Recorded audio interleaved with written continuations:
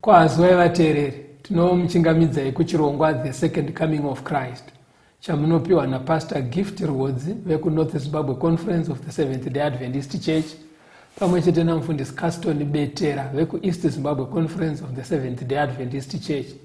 Mustudio nhasi tina Proclaim Rhodzi ari kutiisira musign language. Pastor, kwazisai vateereri. Vateereri tokukwazisai, tokuchingamidzai kuchirongwa The Second Coming of Christ. Tinoda kutenda uri kuredi atinayo nhasi nemusoro wenyaya unotiwo ndivanani vanhu vaDaniel. Yes, ndivanani vanhu vaDaniel. Kuti munzwisise musoro wenyaya yomufundisi, tangai nekuverenga pana Daniel 10 verse 14. Alright. Daniel 10 verse ya 14. Zvino ndavuya kuzokuzivisa zvichaitirwa vanhu vako namazuva okupedzisira, nokuti zvawakaratidzwa ndezvamazuva mazhinji achiko. Ngirozi payaitaura naDaniel kuna Daniel chapter 10 yanga iri kutsanangura, yafambira rwendo rwekusvotsanangura chiprofita chekupedzisira chakapiwa mubhuku raDaniel. Okay. Chinotanga kutsanangurwa kubva pana Daniel 11 kusvika kuna Daniel 12. Saka pachapter 10 ndo pari kunzi nengirozi, ndauya kuti ndikuzivise zvichaitirwa vanhu vako nemazuva ekupedzisira. Saka ipapo mufundisi ndo pari kubva kuti ndivanani vanhu vaDaniel. Ava vari kunzi nezvavachaitirwa mumazuva ekupedzisira. Because chiprofita chacho chatosara chemubhuku raDaniel chechapter 11 nechapter 12 chiri kunzi chinokonsena vanhu vaDaniel zvavachaitirwa mumazuva ekupedzisira. Kureva kuti vanhu vaDaniel vanenge vachingoriko kusvika mazuva ekupedzisira. Saka chiri kuita kuti tide kunzwisa kuti ndanani vanhu vacho. Zviripo zvekuti pastor tinogona kupedza nguva yedu nenguva yevateereri tichidzidza zvinhu zvisinei nesu kunoko. Zviri zvinhu pamwe zvaingokonsena Daniel pamwe nevefamily yake. Saka tati tinzwisise kuti ndivanani vanhu vaDaniel ava vari kunzi chiprofita chaDaniel 11 Daniel 12 chiri kunyanya kusendama chichitenderera pane zvichaitirwa vanhu vaDaniel. Ameno kuti zvakujekeraika kuti tione kuti tiripo here. Ndivanani vane chiprofita ichochi chiri chekupedzisa bhuku raDaniel. Saka chimwe chakakosha chekuti tione vhesi ratoti mumazuva ekupedzisira. Saka toda kuona kuti vanhu vaDaniel ava vanenge variko here zveshuwa kumazuva ekupedzisira. Because pari kutaurwa nyaya kana ndisiri kukanganisa pastor raive gore rechitatu ramambo Koreshi. Ikingdom ipi yaitonga Medo Persia kaakudhara pastor. Itori before Christ asati auya. Saka toda kuti tione kuti mazuva acho ekupedzisira ari kutaurwa vanhu vaDaniel ava vanenge variko here. Verengai pana Daniel 12 verse 1. Daniel 12 verse ya 1. Nenguva iyo Mikaeri uchasimuka, iye muchinda mukuru unorindira vana vavanhu vako. Ipapo nguva yenjodzi ichavapo isina kumbovapo yakadaro kubva pakumuka kwamarudzi avanhu kusvikira nguva iyo. Nenguva iyo vanhu vako vacharwirwa, ivo vose vakanyorwa mubhuku. Saka Bible riri kuti kusvikira pachaguma nyika inoyi Michael akusunungura vanhu vake ndiJesu. Pari kunzi vanhu vaDaniel vacharwirwa. Alright. Kuratidza kuti kubvira nguva iri kuitika zvinhu izvi Medo Persia ichitonga kusvikira Michael paachasimuka kuuya kwaJesu. Alright. Bhaibheri riri kuti vanhu vaDaniel pakupedzisira ipapo vacharwirwa. Kuratidza kuti vanhu vari kuratidza kuti varipo kubvira panguva yeMedo Persia chero pachadzoka Jesu kechipiri vanhu vaDaniel vanenge variko. Okay. Saka zvakakosha kuti timbovaona kuti ndevapi vanhu. Ameno kuti tatanga tese zvakanaka kavateereri kuti chiprofita ichi chakakosha ichi chemubhuku raDaniel chatakanzi naJesu tidzidze. Ngirozi iri kuti Daniel chiprofita ichi chiri kunyanya kubata vanhu vako zvavachaitirwa mumazuva ekupedzisira. Saka tiri kuti tisati tapedza nguva pamwe hazvinei nesu. Alright. Zviri zvevekurudzi rwani rwaDaniel, but chataonei zvino vanhu ivavo vaiveko Daniel ariko kusvikira panouya Jesu vanhu vaDaniel vanenge variko. Saka timboona kuti vanhu vaDaniel ndevapi, rudzi rwake vaimbova vanhu vakaita sei pasi.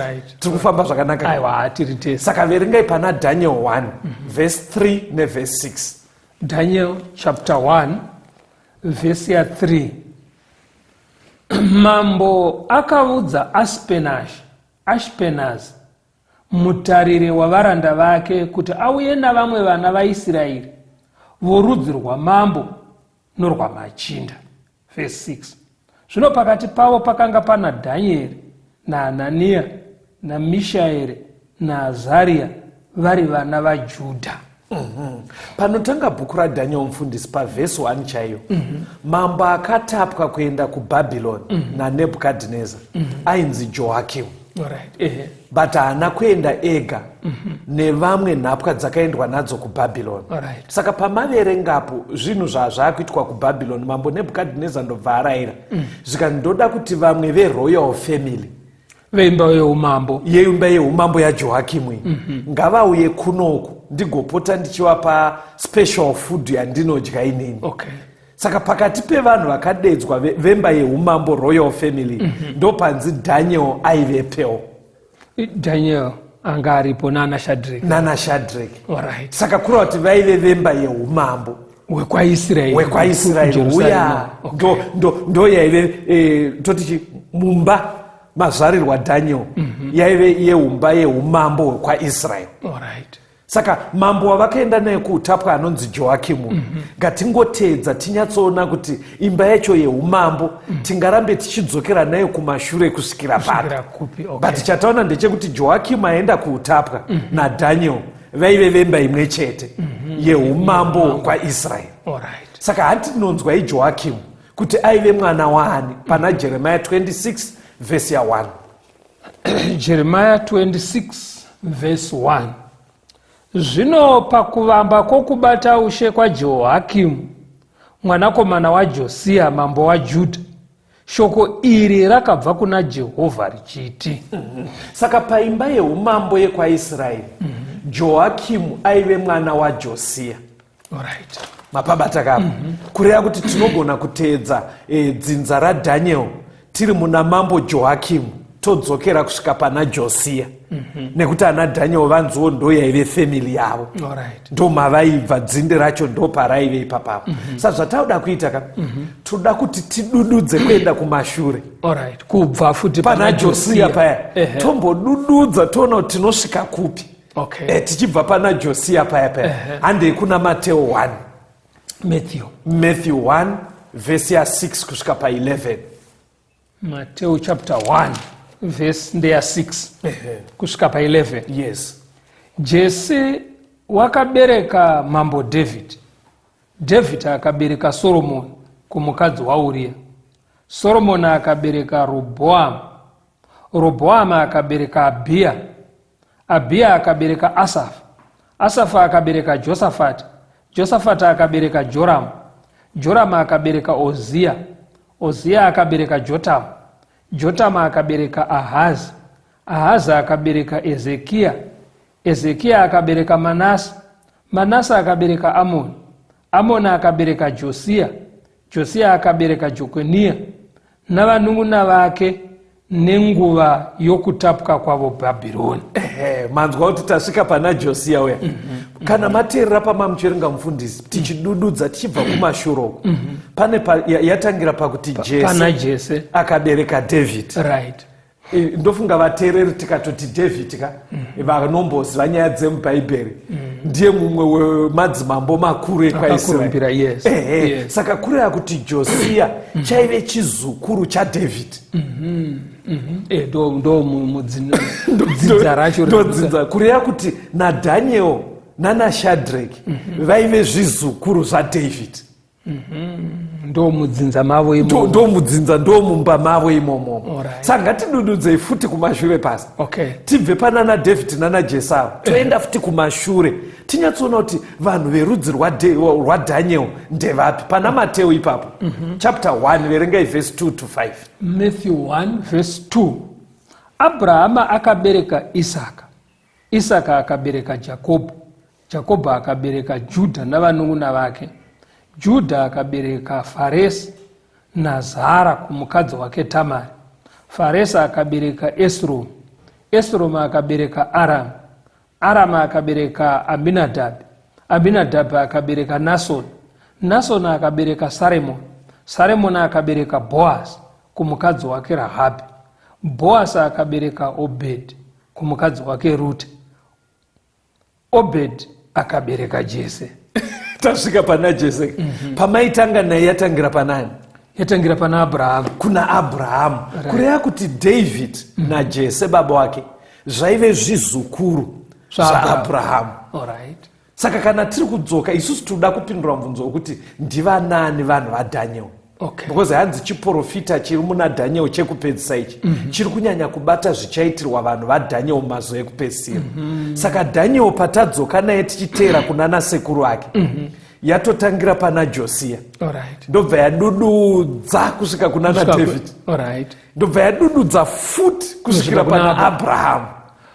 Saka nemamwe tingati vanhu vari kunzi vanhu vaDhaniel. Yes. Vazukuru vaAbrahamu. Vazukuru vaAbrahamu. But toda kuti tiitambanudze futi panyatsojeka. Because imimi ndanzwa muchiti Abrahamu akabereka ani zviya? Itai ndokuti vateereri vabva Abrahamu akabereka Isaka. Isaka ndiye Isaac. Isaac ndobva abereka ani? Ndobva abereka Jacob. Abereka Jacob. Saka chatiri kudariro toda kuti tisvike mutauro unonyanyoshandiswa mubhaibheri wekuti vateereri vabate, because tikangoti Daniel aive werudzi rwaAbrahamu pakanaka ndizvozvo, but tinoda mamwe matauriro akajairika atoda kutsvaga mubhaibheri. Saka mati Abrahamu akabereka ani pasi? Akabereka Isaac. Isaac ndobva abereka ani? Ndobva abereka Jacob. Handei pana Jacob muone pane kuchinjwa kwaakaita zita pana Genesis 32 verse 26 kusvika pa28. Genesis 32 verse 26. Iye akati, chindirega ndiende nokuti utonga hwosvuka. Iye akati, handingakuregei kuti muende musati mandiropafadza. Akati kwaari, zita rako ndianiko? Iye akati, Jakobho. Akati, zita rako harichazonzi Jakobho asi Israeri, nokuti wakarwa naMwari navanhu ukakunda. Saka padzinza raAbrahamu mufundisi riri kuti Abrahamu abereka Isaka, Isaka abereka Jakobho, Jakobho akabereka naJudha zvichienda zvakadaro. Ndizvozvo idzinza raAbrahamu. But patinosvika pana Jakobho, chizukuru chaAbrahamu mwana waIsaki, ivava vazukuru vese vaAbrahamu pane kakuchinja kakaita madeedzero avo. Zviri kutotanga nekuchinjwa kwezita raJacob akunzi Israeri. Akunzi Israeri. Saka Jacob ndiye akatanga kunzi Israeri. But pakaramba pachifamba nguva, mirai muone zvakachita kuvazukuru vese vaizotera. Tiri kutoziva kuti vazukuru vaAbrahamu, but madeedzerwo avo nekuchinja kwangoitwa zita raJacob, vese vaiteerera uku muchaona vakabva vachinja madeedzerwo avo. Endai pana Exodus muone Exodus 1 moverenga verse 1 kusvika pa5 mozoverenga verse 9. Exodus 1 verse 1 to 5. Ndiwo mazita avana vaIsraeri vakanga vaenda Ijipita, mumwe nomumwe wakaenda naJakobho ana veimba yake, Rubheni naSimeoni naRevhi naJudha naIsakari naZebhuruni naBhenjamini naDhani naNafutari naGadhi naAsheri. Zvino vanhu vose vakanga vabva muchiuno chaJakobho vakanga vari vanhu vana 80, asi Josefa wakanga atova Ijipita. Verse 9. Vhesi ya9. Iye akati kuvanhu vake, tarirai, vanhu ava vana vavaIsraeri vanotipfuura isu pakuwanda nesimba. Saka vazukuru vaJakobho nevana vake pavakaenda paya vachinosunza kuEgypt kwaita nzara kuKenani, vana vaJakobho vaive 12. Ndo vatanga kuna Exodus vachinzi vana vaIsraeri, nekuti Jakobho kaashandurwa zita naMwari ndobva anzirwa kunzi Israeri. Saka vana vake 12 vari kunzi vana vaIsraeri. But pazoverenga mufundisi pana Exodus 1 verse 9, Farao anga akuti nevazukuru vazoberekwa nevana vaJakobho anga akuvati futi vana vaIsraeri. Kureva kuti Israeri ndiJakobho. Asi vana vaakaita ndo vakabva vanzwo vana vaIsraeri. But vana ava vake 12 vakaitawo vana vavo, ndobva vanhu varamba vachiwanda. Izvozvo zvizukuru futi zvenge zvangoramba zvichinzi vana vaIsraeri. Amenopatsanangurei kuti Jakobho akangoita 12, but nezvizukuru zvakateera zvanga zvangoramba futi zvichinzi vana vaIsraeri. Kureva kuti tiri kuteera dzinza panapa riri kutangira pana Abrahamu. Yes. Obereka Isaac, obereka Jakobho. Jakobho ndiye azochinjwa zita akanzi Israeri. Yes. Saka zvizukuru zvese zvaAbhurahamu zvinobuda nemuna Jakobho ndo zvinonzi vaIsraeri, kana zvichitaurwa muBhaibheri. Right. Kureva kuti chimwe chizukuru chacho ndiDhaniel, muIsraeri, muzukuru waJakobho. Saka tisati tanzwa kambomufundisika, toda kusiya chidzidzo tichiti iye zvinezvi vanhu vaDhaniel vaIsraeri. Aiwa, zvakajeka. Zvakajeka. Aiwa, zvakajeka. Ngatimbonzwa kambo vateereri. Uyai mwese munodisa tenzi, tinoimba rwiyo rwake, tinoimba rwiyo rwake, nekumira pedyo nechigaro chake. Yesu toyenda kumusha, musha wa Mwari kudenga, tinoyenda kuZioni kwakanakisa kwa Mwari. Tese tinoimba, tinoziva Mwari, tiri vana vekudenga, tiri vana vekudenga, totaura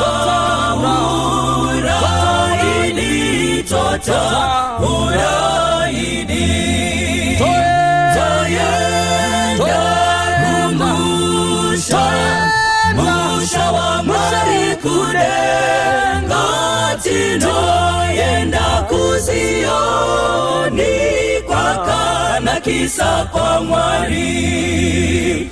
Tinofara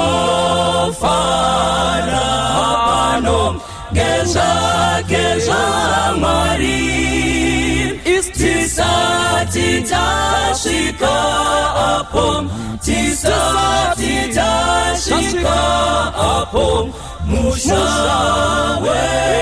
weZioni, musha weZioni, toyenda kumusha, musha wa Mwari kudenga, tinoyenda kuZioni kwakanakisa kwa Mwari. Ngatiimbe kwazvo, tinorega kutya, totewera Emmanuel, totewera Emmanuel, kunyika kudenga, kunyika kudenga, toyenda Mwari kudendo tinoenda kuzioni kwakanakisa kwa Mwari. Isu toyenda kumusha, musha wa Mwari kudendo tinoenda kuzioni kwakanakisa kwa Mwari. Isu tinoenda kuzioni kwakanakisa kwa Mwari. Isu tinoenda kuzioni kwakanakisa kwa Mwari. Isu tinoenda kuzioni kwakanakisa kwa Mwari. Tinomuchingamidza vateereri tichienderera mberi nehurukuro yedu. Ndivanani vanhu vaDhaniel? Ipfungwa iri kubva pana Daniel 10 verse 14 kuti chiprofita chekupedzisira, chikamu chekupedzisira chebhuku raDhaniel. Ngirozi iri kutoudza Daniel kuti chiprofita ichi chiri kunyanya kubata zvichaitirwa vanhu vaDhaniel mumazuva ekupedzisira. Saka chidzidzo chinoda kuedza kutibatsira kuti in case pamwe tingangodzidza chiprofita chisineiwo nesu. Zvii zvabuda muchikamu chekutanga mufundisi? Zvabuda muchikamu chekutanga ndezvekuti Daniel anga ari weimba yeumambo hwekwaIsraeri. Saka ari wedzinza rekwaIsraeri ratogona kudzokera kunotangira pana Abrahamu. Akabereka Isaac, akabereka Jacob, akazochinjwa zita akunzi Israeri. Ndokwabva nedzinza iroriri. Saka Daniel ndeweimba yevaIsraeri. Tingangoti Daniel muIsraeri. Ndo vanhu edzinza verudzi rwake. Right. Saka toda kususukidza nyaya iyi. Tanga tichinyanya kutarisa kuOld Testament.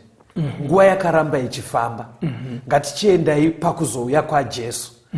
Tinzwe kuti Jesu ndo mhuri yaakazvarirwa. Kungoti pachidzidzo chino hatina kuisa hedu ndima dzacho. Asi aive chizukuru futi chaDavid. Azvarirwa muimba yekwaIsraeri iyoyo yaDavid iyoyo. But mukuedza kuita ukama nevedzinza rake, inzwai matsananguriro anoita Bhaibheri pana John 1 verse 11. John 1 verse 11. Wakauya kune zvake, asi vanhu vake havana kumugamuchira. Saka ministry yaJesu yese auya paanga ari kuPalestine mufundisi. Bhaibheri riri kuedza kungotipa in brief kuti kungave kuporesa kuvairwara, maridzo dzaakaita, mabasa ese akanaka. Ende mukadzidza zvakanaka ainyanya kwaaita achitenderera kuti zvibatsire verudzi rwake rwechiIsraeri. Saka ndopari kunzi neBhaibheri aedza zvese izvi kuti zvive zvakanaka kune vekwake. Vekwake havana kumugamuchira. VaIsraeri havana kumugamuchira, kureva ivo vazukuru vaJakobho vakamuramba. Ndozviri kungoburitsa ndima iyoyo. Saka pazvakange ndo samari yezvakatoitika. But zvisati zvaitika, Jesu achiona chimiro ichocho, tisati tasvika pakuti anyatsoti ende varamba, ane maitiro aaita ainongedzera kuti pane chinhu chaanenge ari kuda kugadzira chinyowani. Inzwai pana Mateo 16 vhesi ya 16 kusvika pa18. Mateo 16 vhesi ya 16. Ipapo Simoni Petro akapindura akati, ndimi Kristu mwanakomana waMwari mupenyu. Jesu akapindura akati kwaari, wakaropafadzwa iwe Simoni Bha-Jona, nokuti nyama neropa hazvina kukuzivisa izvozvo, asi Baba vangu vari kudenga. Neni ndinoti kwauri, ndiwe Petro, pamusoro poruware urwu ndichavaka kereke yangu, masuo eHadhesi haangaikundi. Pane nyaya yenge yabvunzwa naJesu kunzi vanhu munharaunda vari kumbondoona sani vari kuti ndinani. Saka pane mhinduro yakabva yapiwa naPetro. Ende ndo zvaaitowo iye Kristu. Chiprofita chese chimwe chekuna naDhaniel 9 chiya chaitonongedzera kuti ndo zvaari. Saka zvinhu zvekutoti Jesu aitofunga kuti verudzi rwake sezvo vaiziva magwara aya vari kutoziva kuti ndiye, kutoti ndiye Kristu, Mesiya wenyika yese. Saka ndobva atoshamiswa kuti ana Pita neboka raainaro vari kutoziva anzai iri correct, but imba yese yekwaisraeri iri kuita kunge isiri kugona anzai. Right. Ndomanzwa achimurumbidzapo. Kakurumbidza kaakaita achiti pamusoro peruware urwu ndakambonzwa muchidzidzisa mufundisi. Ari kuti chii Jesu apo? Now kungoti apa kana zvakanyorwa hazvizoburitsa nemipikicha yacho. Alright. Dai anga ari sanhasi iri video yakatorwa pakataurika nyaya iyi, tingadai tainzwa, nekuti Jesu ari kuti Peter zvinoreva kadombo kadiki kune vanodudzira. Handiti mazvona. Asi iye Jesu dombo ramakore ndiye zidombo ziguru. Okay. Ruware nekamwe kadudzirirwo kazvinoitwa. Saka zvokuti dai kwanga kuri kuti tiri kuona vhidhiyo aiti Peter pamusoro peruware urwu achizvinongedzera iye, nekuti iye ndiye ruware, ndiye zidombo ziguru. Ndo pandichavakira kereke, kurava kuti kereke ichavakirwa pamusoro paiye Kristu. Iye Kristu. Right. Saka paari kutaura kuti chechi ichavakirwa ipapo, ari kufanonongedzera kuti kuponeswa kwevanhu vese nezano rina Mwari rakasendama paari. Zvese zviri kuumbwa pamusoro pake iye Kristu. Ende ndokutotenda kwaive naAbhurahamu. Vaitotenda kuti pane mwana achazvarwa achiri mberi, achava muponesi wenyika yese. Saka pfungwa iyo yazikanwa naPita nevadzidzi. Ndoda kuti muone ichitadza kubatwa neverudzi rwaJesu kana kuti neveIsraeri muutungamiri hwavo hwerudzi rwekwaIsraeri. Handei pana Mateo mufundisi 21 vhesi ya 43 itangirei pa42. Mateo 21 vhesi ya 42. Jesu akati kwavari, hamuna kutongorava here pamagwaro panoti, ibwe rakarashwa navavaki ndiro rakazova musoro wekona. Izvozvo zvakaitwa naShe, zvinoshamisa pameso edu.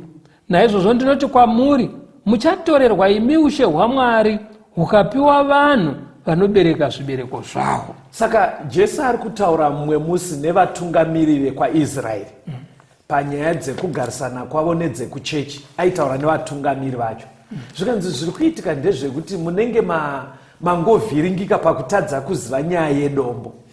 Dombo iri mukaverenga kuOld Testament pane dombo rainzi ndo rinofana kuita foundation yeimba yaMwari, kureva chechi yaMwari. But muri kuramba dombo iri. Zvino nekuti maramba dombo iri, ushe hwenenge mapiwa taakuhutora tohupa kune vanopa zvibereko. Kureva kuti ushe hwanga huchifanira kupiwa vaIsraeri hwakubviswa hunopiwa vamwe. Hwakunopiwa vamwe vanobereka zvibereko zvekutenda. Vanobereka zvibereko zvekutenda. Ipapo mufundisi pari kutaurwa nyaya ina Jesu akanga ari kutonga civil power chaiyo, political power inge iri kubata nguva iyi, vaRoma. Vana Caesar. Saka umambo huri kutaurwa ushe hauzi hwana Kesari wezvematongerwo enyika. naJesu ndoda kuupa vamwe, handiwo hwaari kureva. Jesu ari kutoreva ushe panyaya dzekuziva zvevhangeri, kutungamirira pasi rese munyaya dzekunamata. Saka vari kunzi vaIsraeri, changokuvhiringai imi utungamiri hwacho, matadza kuziva dombo iri. Ende zveshuwo mufundisi vaitadza kuziva kuti Jesu mwana ndiye Mesiya. Ndopavai zvakagonekwa naPita zviya, ndo zvaiva nzvenga chero nevatungamiri vekuchechi. Vaitopotsa nyaya zvikanzi nenga rekuti matadza kuziva apa, taakubvisa ushe kwamuri tohupa vanobereka zvibereko. Ende iye akazotaura kamusi wekutongwa kwake, akataura kuna Pilato achiti umambo hwangu hauzwe pano panyika. Pilato anga afunga kuti iwe uri rival yangu here iwe, zikanzi aiwa ushe hwangu hauzwe chii wenyika ino. Saka aida kuupani. Ndoda kuti muone kaitiro kaiita Jesu kanoda kubatanidza pfungwa yatadzidza muchikamu chekutanga. Iya yekuti Israeri anova Jekobho akaita vana 12. Vana 12 vakazozvara vakawanda vanonzi vaIsraeri nhasi. Endai pana Luke 6 verse 13. Luka 6 verse 13. Luka 6 verse ndeya 13. Zvino kwakati kwaedza, akadana vadzidzi vake akasanangura kwavari vane 12 vaakatumidza zita rokuti vaApostora. Jesu paaita ministry vanhu vakawanda vaimuteera vachinzwa vhangeri, ende vamwe vaitotenda mudzidziso idzodzo. vachitodawo kuparidzira vamwe. But akazosvika time yekuti pakuwanda kwavo vadzidzi akazotsarudza 12 chete vaakabva apa zita rekuti maapostles. Manzwei pandati 12 zvada kunofanana nenhamba yevana vaJakobho vaIsraeri avo. Kuti zvinyatsobuda futi ibva maringa Luke 12 verse 32. Tobatanidza pfungwa yacho, but ndazvifarira kuti mabata nhamba yekuti 12. Luke 12 verse 32. Luka chapter 12 verse 32. Yes. Musatya henyu imi kapoka kaduku, nokuti baba venyu vanofara nokukupai ushe. Kari kunzi kaboka kadiki apa Jesu aitaura nevaya 12. Alright. Vaasanangura vaapostora vaya. Saka vaingova 12 chete, saka murutonzwa ariti kaboka kadiki. But ari kuti musatya henyu muchiona nhamba yenyu kungova 12. Baba vari kudenga vari kutofadzwa kuti vakupei ushe. Asi usiri ushe hwevaroma hwavari kupiwa. Ndoda munhu anofollow apa pastor. Ukarasika apa vateereri vanotadza kuzvibata. Aenda kuvatungamiri vechechi vekwaIsraeri. Right. Ndobva anovati matadza kuziva dombo. Saka Mwari auda kukutorerai ushe. Ape vamwe vanobereka zvibereko. Alright. Ndobva anochuza vadzidzi 12. Ndobva avatumidza kuti maapostles. Akati muri boke henyu diki, asi baba vari kufadzwa nekukupai ushe.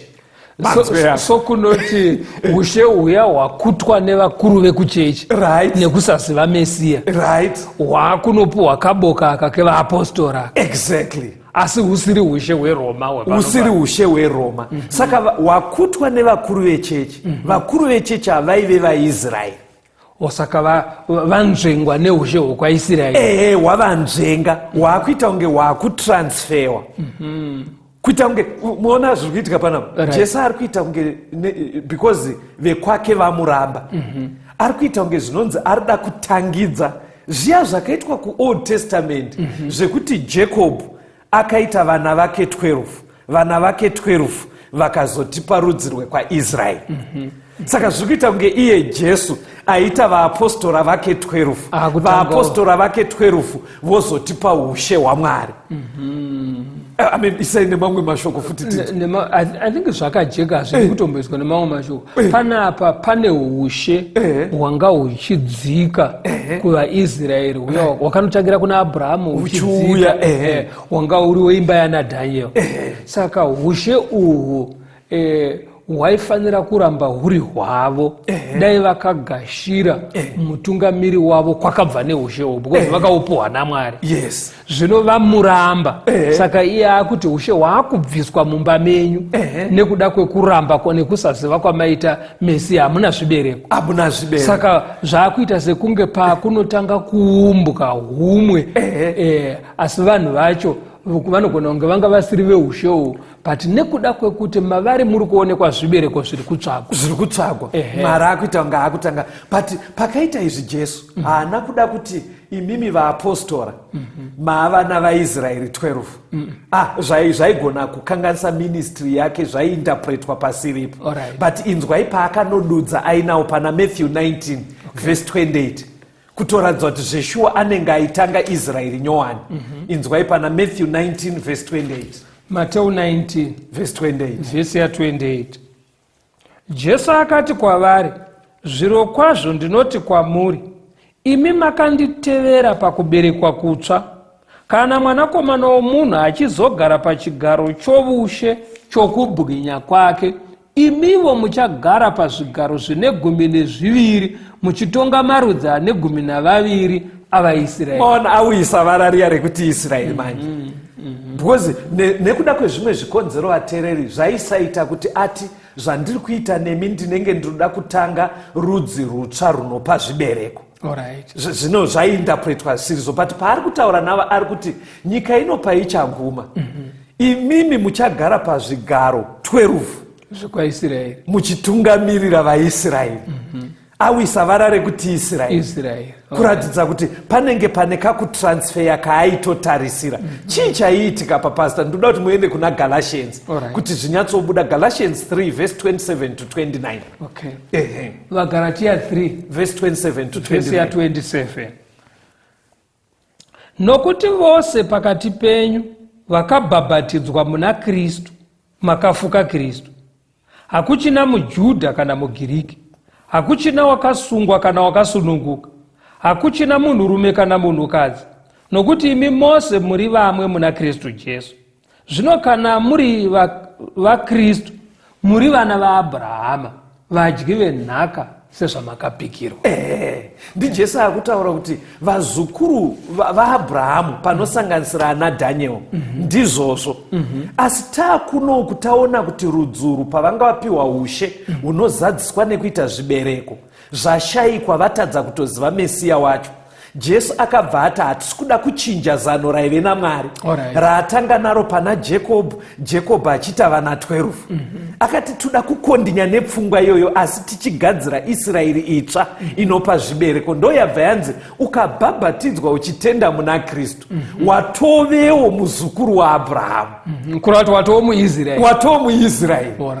Verengai verse 6 na 7 pano vaGaratia 3 ipapo verse 6 na 7. Galatia 3 vhesi ya 6. Abrahama sezvaakatenda kuna Mwari, kukanzi kwaari ndiko kururama. Naizvozvo zivai kuti vokutenda ndivo vana vaAbhurahamu. Chii chiri kubuda apa pastor? Munhu abhabhatidzwa atenda muna Kristu, naiye atovawo muIsraeri amuzukuru wani waAbhurahamu. But chiri kunyanya kutsimbidzwa mukunzwa kuti chii? Ngave nekutenda. Kutenda, yes. Maibata kai. Verengai vhesi rekupedzisira tisatanzwa kambo pana John 1. Ingoverengai vhesi ya 47 kusvika pa 49 timbonzwa kambo. John 1 verse 47 kusvika pa 49. Vhesi ya 47. Jesu akaona Natanieri achiuya kwaari akamuti, tarirai muIsraeri wazvokwadi, usino kunyengera maari.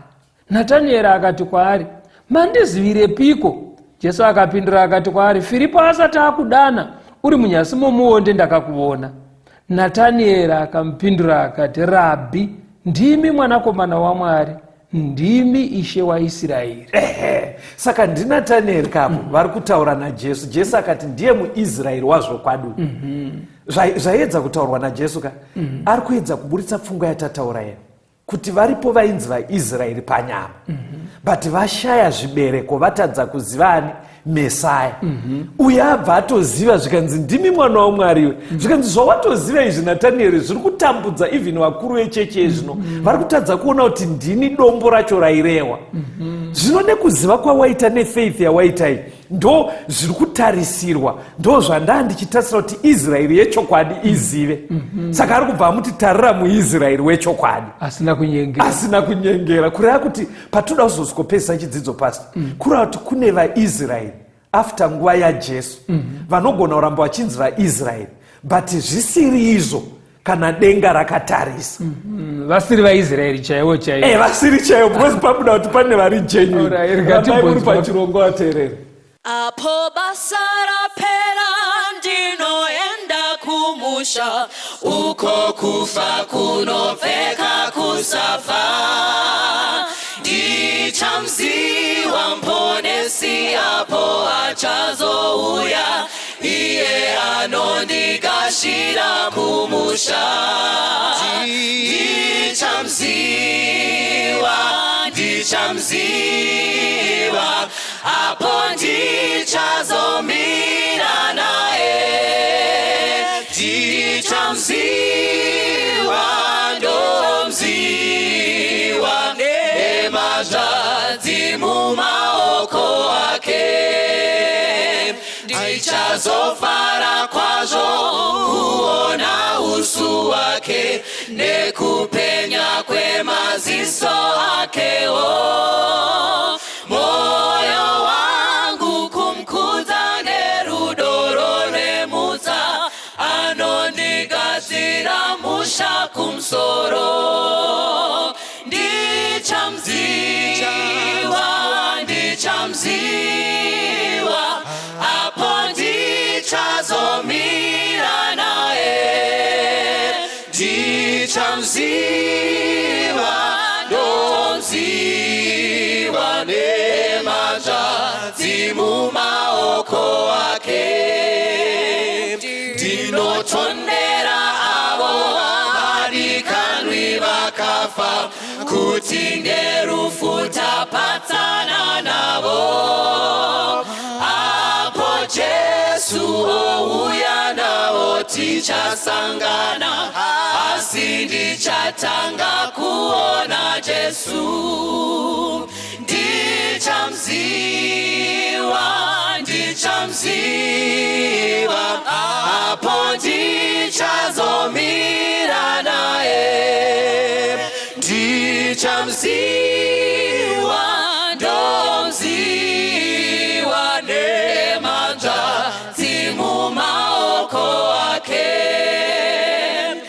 Achanditungamira kupinda mazambara, apo tisingazowine urombo. Ndichaimba nevese rwioro rwekufara, asi ndichatanga kuona Jesu.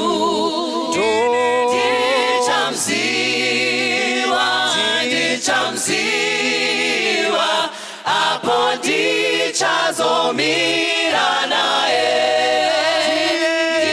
Ndichamziva, ndomziva nemanja dzimumaoko ake. Tomuchingamidzai vateereri tichienderera mberi nehurukuro yedu. Ndivanani vanhu vaDhaniel? Pfungwai vateereri iri kubva pana Daniel 10:14. Gabriel achitaura naDhaniel ari kuti chiprofita chechikamu chekupedzisira chebhuku raDhaniel chinoburitsa pachena zvichaitirwa vanhu vaDhaniel mumazuva ekupedzisira. Saka hurukuro yedu mufundisi irida kuti in case tinogona kupedza nguva tichiverenga chiprofita chisitombori nesu kuno kuAfrica kana dzimwe ndudzi chiri ngori cheverudzi rwani. Saka tiri kutendera mubhaibheri kuti tione kuti verudzi rwaDhaniel ndevapi. Saka zvii zvatabata sofa? Zvatabata sofa ndezvekuti Daniel anga ari muIsraeri. Yes. muIsraeri rudzi runobuda nemuna Abraham naIsaac naJacob ndiye akazochinjwa akanzi Israeri. Saka veimba yaIsraeri ndova kunoberekwa Daniel panyama. Asi takazonzwa pakauya Jesu kuti paakasvika akaburukira kuvaIsraeri parudzi. But vaIsraeri vakaramba kugashira zvaidiwa naMwari, vakaramba kugashira Jesu wacho. Jesu wacho achibva ati nekuda kwekuramba kwavaita ushe hwaakubviswa kuimba yaIsraeri kwenyama, kwakunotangwa humwe ushe hutsva hwaakatanga nevadzidzi vaakatsanangura vari 12. Patazogumisira muchikamu chapfuura achitaura kuna Nathaniel achiti muIsraeri wazvokwadi. Iye Nathaniel anobva ati handazviziva imimi muri mwana waMwari. Ndimi ishe waIsraeri. Kureva kuti ushe hwacho huri kuvambwa naJesu hwevatendi uhwo, iye ndiye anenge ari ishe wacho wachona. Vanhu vachitenda maari vanenge vapinda muushe uhwo.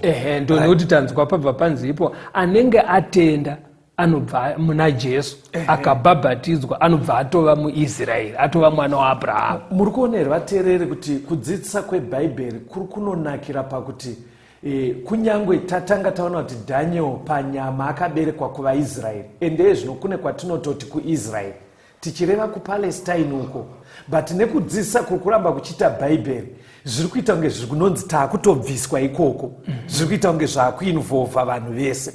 Saka zvinotibatsira pakuzodudzira chiprofita chaDhaniel. Hande pana Exodus 19 pastor vhesi ya5 na6. Pfungwa yatoda kuona ipapo vateereri ndeyekuti ivo vaIsraeri panyama Mwari achivapa ushe aida kuti vadii. What was their purpose? Mwari aiti kudii navo? Exodus 19 vhesi ya5. Naizvozvo zvino kana mukateerera inzwi rangu nomwoyo wose mukachengeta sungano yangu, muchava pfuma yangu chaiyo pakati pendudzi dzose, nokuti nyika ndeyangu. Muchava kwandiri ushe hwavaprista norudzi rutsvene. Ndiwo mashoko aunofanira kundoudza vana vaIsraeri. Saka ushe hwavanga vari kuudzwa naMwari huri kuita unge huri based pamaconditions. because Bible ratanga chiti kana kuchingururu kuti if you indeed obey my voice and keep my covenant.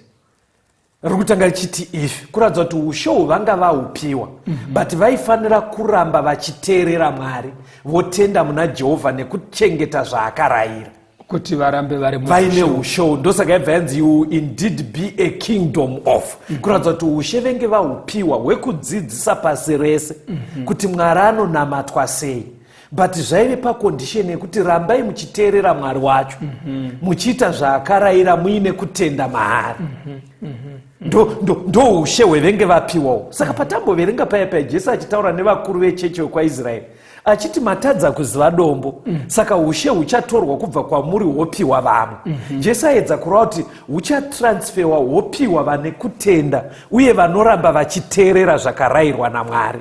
kureva kuti ushe uhwo pane makondisheni aripo. Yes, panofanira kuva nekutenda sezvakaita Abrahamu. Yes, povewo nekuteerera zvakarayirwa naMwari. nekutoti ye Abrahamu aiteerera. Saka yanzi zvikaramba zvakadaro hapana kana problem.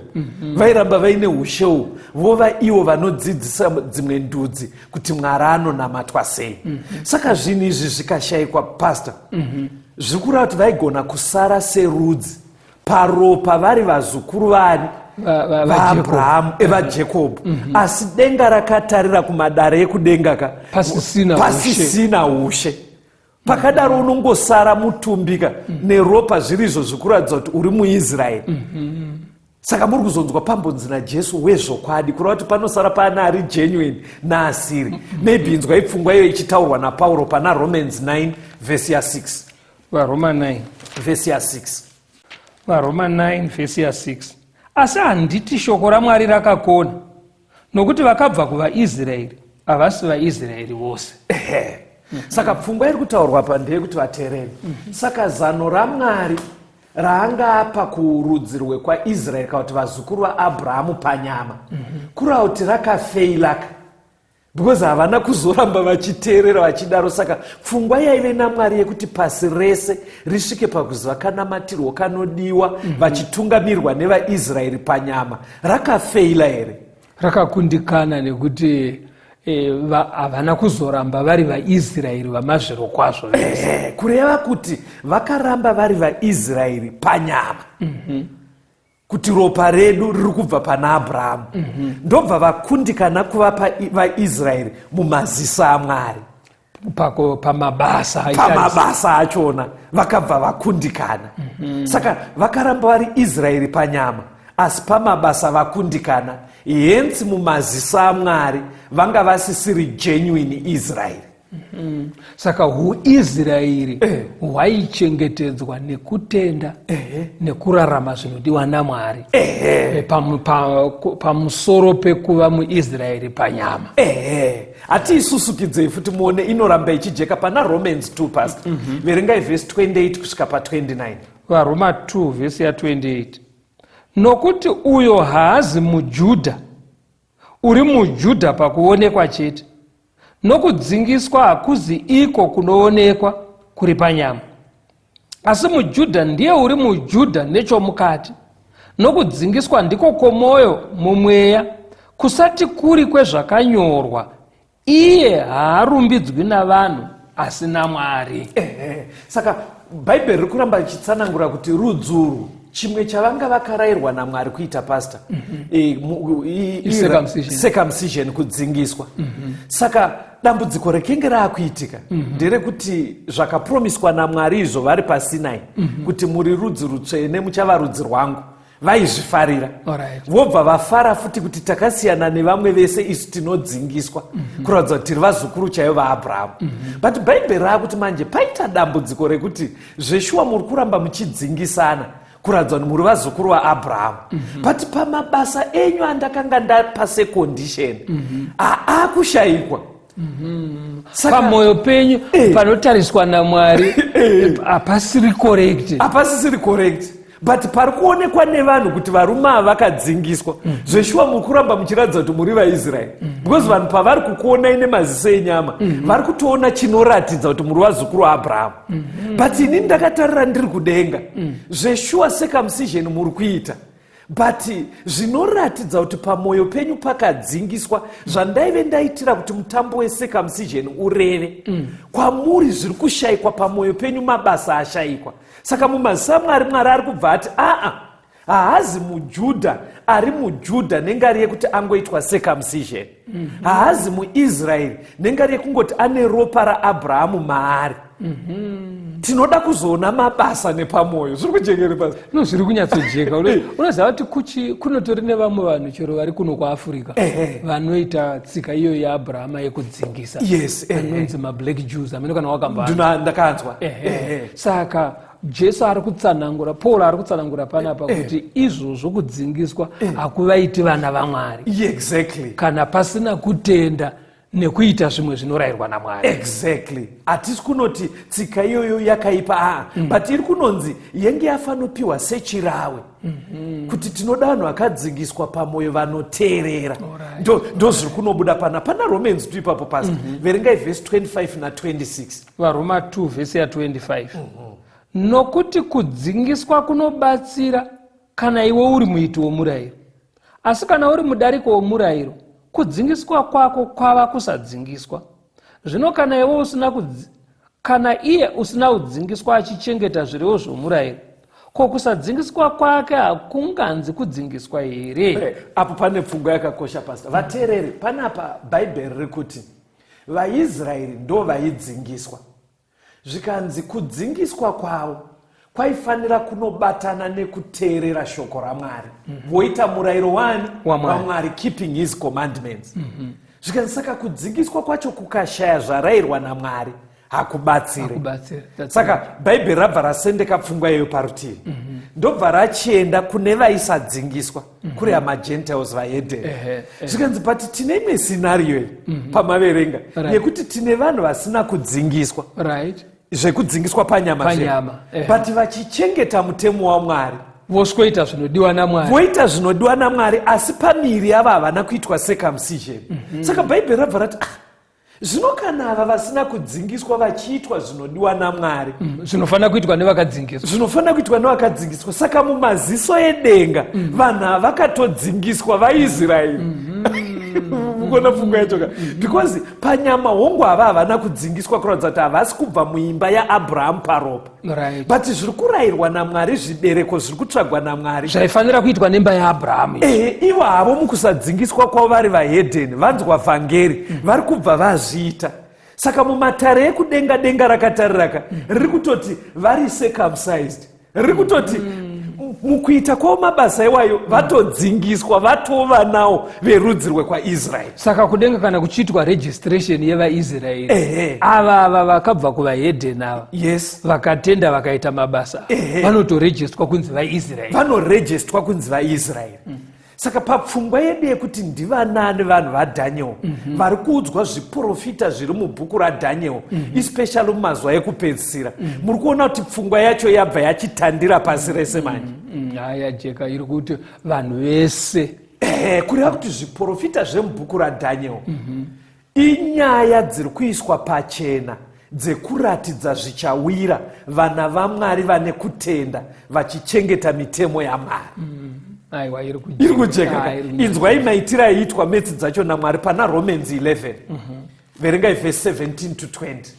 Zvino kana mamwe matavi akavhuniwa, iwe muorivhi wokudondo ukabatanidzwa pakati pawo, ukava nomugove pamwe chete nawo pamudzi napamafuta omuorivhi, usazvikudza pamusoro pamatavi. Kana uchizvikudza, hauzi iwe unotakura mudzi, asi mudzi ndiwo unokutakura iwe. Zvino iwe uchati, matavi akavhuniwa kuti ini ndibatanidzwe. Saka Bhaibheri rakutsanangura metsiya yanga ichiitwa naJesu kubva paakauya, yekugadzira vaApostora 12, obva audza ava kuti taakubvisa ushe, toisa kukaboka kadiki. Saka kaboka kadiki kaya kanga kakura manje pari kunyorwa tsamba iyi. Zvikanzi nekukura kwamaita, vahedheni mauya maakunzwo vaisraeri musanyanye kuvhaira, Alright. because chakaita kuti muiswe paunde yaAbhurahamu iyi mugraftwe zvinoitwa kuagriculture zviya makagraftwa nekuti makaita kutenda ndobva maita vaiti vemurayiro zvakatadzwa nevaisraeri panyama. Chakaita kuti vabviswe vakabviswa because vanga vakungonyanya kututumadza kudzingiswa asi zvinorayirwa nemurayiro vasingaite Kutenda ndobva pasina. vatadza futi kutenda muna Jesu. Imimi makwanawo kunzi vaIsraeri nekuti matenda muna Jesu ndobva matanga futi kuita zvinorayirwa nemurayiro. Saka zvinhu tu izvozvo zvikashayikwa futi pamuri haikonai kubhosta munokwachurwa futi. Yeah.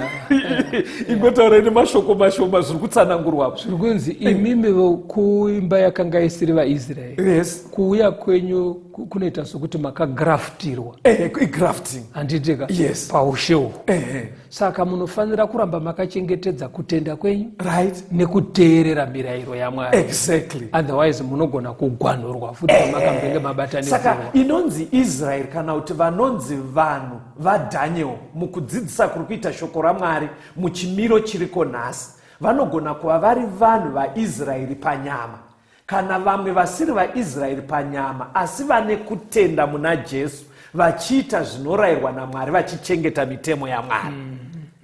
Saka samari iyoyeyo pastor inosamaraizwa zvakanaka muna zvakazarwa chapter 14 verse ya 12. Zvakazarurwa.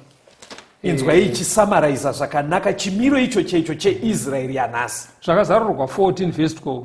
Ndipo pano kutsungirira kwavatsvene vanochengeta mirayiro yaMwari nokutenda kwaJesu. Ndo inonzi Israeri yaMwari kana denga rakatarisa. Munhu anokutenda muna Jesu. Kutenda kuya kwekuti shuwa akandifira wose manzira dzekare wobhabhatidzwa sezvabuda muchidzidzo woramba uchizwa ndiye mudzikinuri muponesi.